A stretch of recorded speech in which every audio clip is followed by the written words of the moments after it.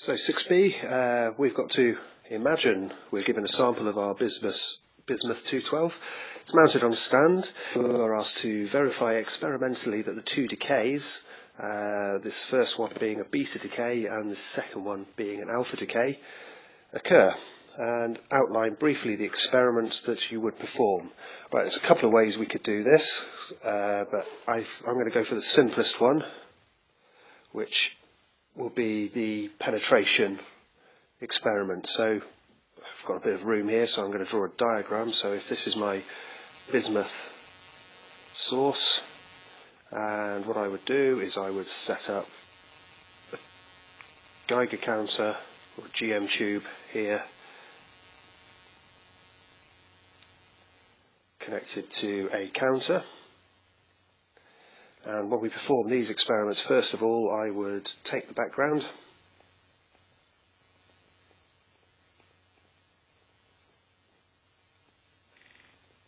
count, and obviously I'd take the background count before I put the bismuth in. So we've got our background count, and now what we're going to do is using our counter, we're going to take a count first of all, and I probably should have put this in earlier. And what we're going to do is this would need to be at most about 2 centimeters of air, because we're trying to verify if we've got alphas.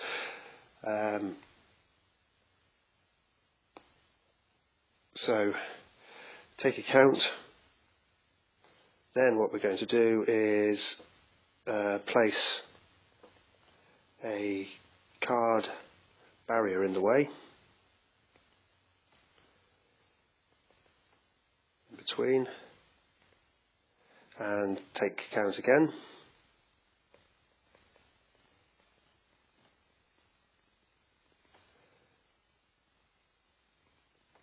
And that should significantly drop the number of decays down if there's alpha, because beta will be able to get through the card and alphas won't be able to. Then what we would do is I would now place an aluminium sheet in the way, and then I would compare that to the card count, and if that has gone down significantly below the card count, then that would show that there has to be alphas.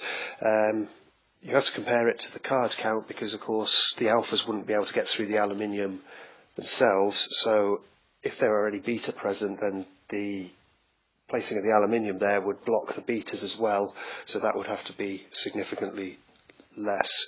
So maybe let's have a look at a diagram. So what I would be expecting is with just the air,